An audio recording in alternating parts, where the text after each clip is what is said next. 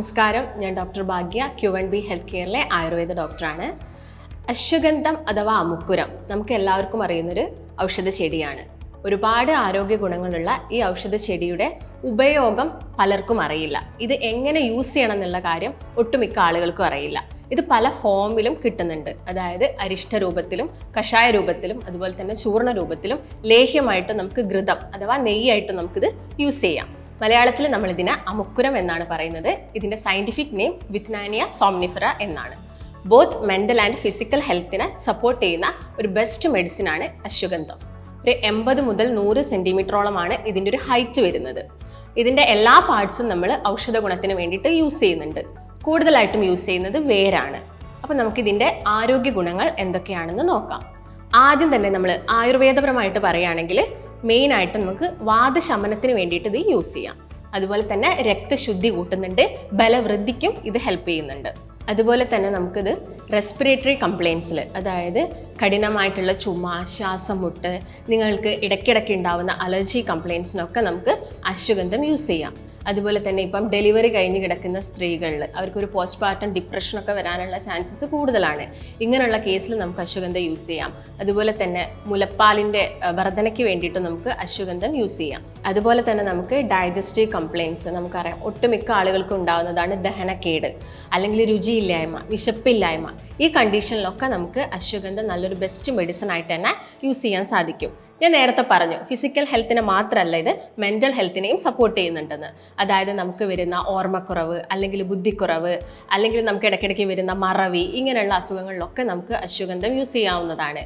അതുപോലെ തന്നെ നിങ്ങൾക്കിപ്പോൾ എന്തെങ്കിലും ഒരു ക്ഷതം സംഭവിച്ചു കഴിഞ്ഞിട്ട് നിങ്ങൾ അതിന് വേണ്ടിയിട്ടുള്ള മെഡിക്കേഷൻസും കാര്യങ്ങളൊക്കെ എടുത്തിട്ട് റെസ്റ്റ് എടുക്കുന്ന സമയത്ത് നമുക്ക് അശ്വഗന്ധം യൂസ് ചെയ്യാവുന്നതാണ്. ഇതുമൂലം നമുക്ക് ബലം വർദ്ധിക്കും. അതുപോലെ തന്നെ ലൈംഗിക ശക്തി കൂട്ടാൻ വേണ്ടിയിട്ടും അശ്വഗന്ധം ഹെൽപ്പ് ചെയ്യുന്നുണ്ട്. അതായത് ഇപ്പം ഇറക്ടൈൽ ഡിസ്ഫങ്ഷൻ പോലുള്ള അസുഖങ്ങൾ, അല്ലെങ്കിൽ നമുക്കുണ്ടാകുന്ന സ്പേം കുറയുന്ന ഒരു കണ്ടീഷൻ, അല്ലെങ്കിൽ സ്പേമിൻ്റെ മോർട്ടാലിറ്റി കുറയുന്ന കണ്ടീഷനിൽ, ഇങ്ങനെയുള്ള എല്ലാ അസുഖങ്ങളിലും നമുക്ക് അശ്വഗന്ധം യൂസ് ചെയ്യാവുന്നതാണ്. അതുപോലെ തന്നെ നെർവിന് വരുന്ന ഡാമേജസ്, അതായത് ശക്തിക്കുറവ്, അല്ലെങ്കിൽ ബലക്കുറവ്, തളർച്ച, ഇങ്ങനെയുള്ള അസുഖങ്ങളൊക്കെ നമ്മൾ കേൾക്കുന്നുണ്ട്. ഇങ്ങനെയുള്ള കണ്ടീഷനിലൊക്കെ നമ്മൾ അശ്വഗന്ധം യൂസ് ചെയ്യുന്നത് വളരെ ഉപകാരമാണ്. എങ്കിൽ അത് അതിൻ്റെ കറക്റ്റായിട്ടുള്ളൊരു ഫോമിൽ തന്നെ യൂസ് ചെയ്യണം. അപ്പോൾ എപ്പോഴും നിങ്ങളൊരു ഡോക്ടറിൻ്റെ നിർദ്ദേശപ്രകാരം മാത്രം ഇങ്ങനെയുള്ള മെഡിക്കേഷൻസ് ഒക്കെ എടുക്കുക. ഇനി ഇതെങ്ങനെയാണ് നമ്മൾ യൂസ് ചെയ്യേണ്ടതെന്ന് നോക്കാം. അതിൽ ആദ്യം തന്നെ ഈ അമുക്കുരം നന്നായിട്ട് കഴുകിയിട്ട് വൃത്തിയായിട്ട് പാലിൽ പുഴുങ്ങിയിട്ട് തണലത്ത് വെച്ച് ഉണക്കിയിട്ടാണ് നമ്മൾ നോർമലി ഇത് യൂസ് ചെയ്യുന്നത്. അതുപോലെ തന്നെ ഓരോരോ കണ്ടീഷനിൽ ഓരോ രീതിയിലാണ് യൂസ് ചെയ്യുന്നത്. ഞാൻ നേരത്തെ പറഞ്ഞു കഴിഞ്ഞു. ഇതിൻ്റെ എല്ലാ പാർട്സും തന്നെ നമുക്ക് യൂസ് ചെയ്യാവുന്നതാണ്. കൂടുതലായിട്ടും യൂസ് ചെയ്യുന്നത് വേരാണ്.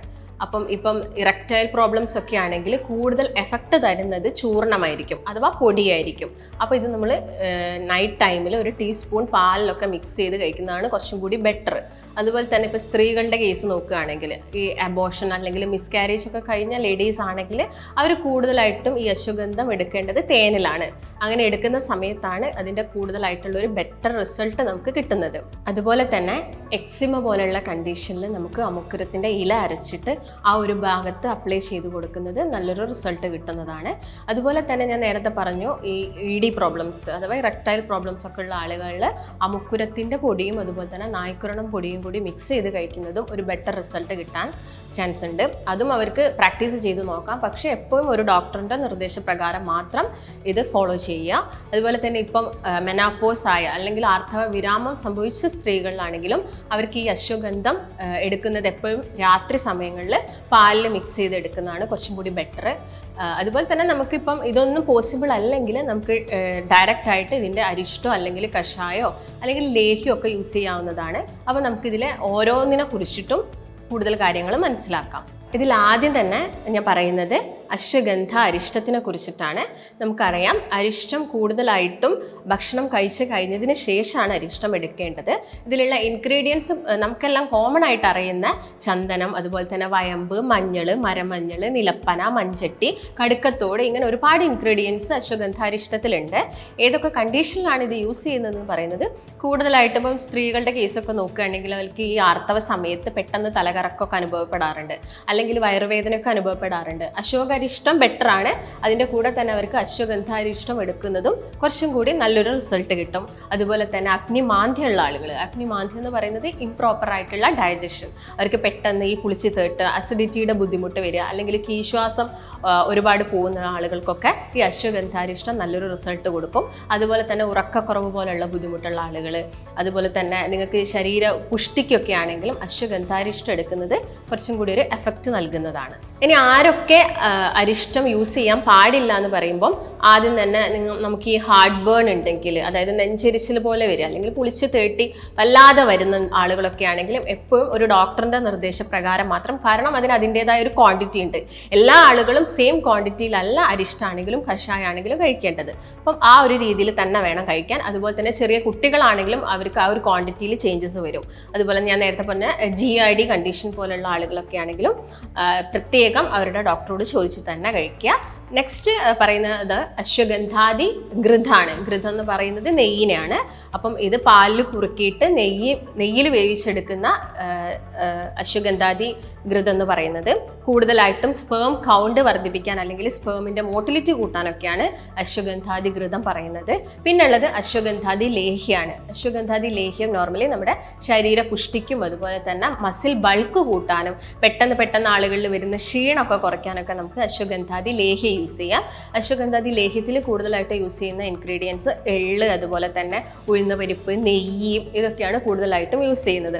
അതുകൊണ്ട് തന്നെ നമ്മുടെ ശരീരത്തിൽ വരുന്ന ആ ഒരു ദഹനക്കേടൊക്കെ കുറയ്ക്കാനും ഇത് ഹെൽപ്പ് ചെയ്യും. അതുപോലെ തന്നെ ആഫ്റ്റർ ഡെലിവറി കഴിഞ്ഞിരിക്കുന്ന സ്ത്രീകൾക്ക് വരുന്ന ഈ ജോയിൻറ്റ് പെയിൻസ്, പുറം വേദന, നടുവേദന, അല്ലെങ്കിൽ വല്ലാതെ വരുന്ന ഗ്യാസിൻ്റെ പ്രശ്നങ്ങളൊക്കെ ഉള്ള ആളുകളാണെങ്കിലും അവർക്ക് ഈ അശ്വഗന്ധാദി ലേഹ്യം കഴിക്കുന്നത് ബെറ്ററാണ്. അതും എപ്പോഴും ഒരു പാലിൻ്റെ കൂടെ എടുക്കുക. പാലിൻ്റെ കൂടെ വിഴുങ്ങാൻ പാടില്ല, അത് ജസ്റ്റ് അലിയിച്ചിട്ട് വേണം കഴിക്കാൻ വേണ്ടിയിട്ട്.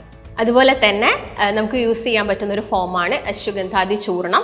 അശ്വഗന്ധാദി ചൂർണത്തിലും അമുക്കുരം, നാഗപ്പൂവ്, അതുപോലെ തന്നെ ഏലക്ക, തിപ്പലി, ഇങ്ങനെയുള്ള എല്ലാ ഇൻഗ്രീഡിയൻസും ഉണ്ട്.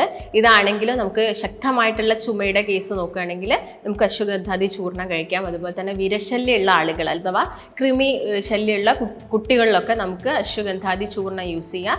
ചൂർണം എപ്പോഴും യൂസ് ചെയ്യേണ്ടത് പാലിലായിരിക്കണം. ചില ആളുകളിൽ പാലിൻ്റെ അലർജിയൊക്കെ ഉണ്ടാവാനുള്ള ചാൻസസ് കൂടുതലാണ്. അങ്ങനെയുള്ള ആളുകൾ അത് വെള്ളത്തിൽ, ഇളം ചൂട് വെള്ളത്തിൽ മിക്സ് ചെയ്തിട്ട് കഴിക്കുന്നതായിരിക്കും കുറച്ചും കൂടി ബെറ്റർ. ഹൃദയാരോഗ്യം മെച്ചപ്പെടുത്താനും അതുപോലെ തന്നെ നമ്മുടെ ശരീരത്തിൽ വരുന്ന ചീത്ത കൊളസ്ട്രോളും ട്രൈഗ്ലിസറൈഡ്സ് ഒക്കെ കുറയ്ക്കാനൊക്കെ നമുക്ക് അശ്വഗന്ധാദി ചൂർണ്ണമൊക്കെ യൂസ് ചെയ്യാവുന്നതാണ്. അതുപോലെ തന്നെ ബ്രെയിൻ പവർ കൂട്ടാൻ, അതായത് നമുക്ക് വരുന്ന ഡിപ്രഷൻ, നല്ലൊരു ആൻറ്റി ഡിപ്രസൻറ്റ് അല്ലെങ്കിൽ നല്ലൊരു ആൻറ്റി സ്ട്രെസ് മെഡിസിൻ ആണ് ഇത് അശ്വഗന്ധ എന്ന് പറയുന്നത്. അപ്പം അശ്വഗന്ധനെ കുറിച്ച് നിങ്ങൾക്ക് എല്ലാ കാര്യങ്ങളും മനസ്സിലായെന്ന് വിചാരിക്കുന്നു. പക്ഷേ നിങ്ങളിത് യൂസ് ചെയ്യുന്ന സമയത്ത് എപ്പോഴും ഒരു ഡോക്ടറിൻ്റെ നിർദ്ദേശപ്രകാരം മാത്രം യൂസ് ചെയ്യുക.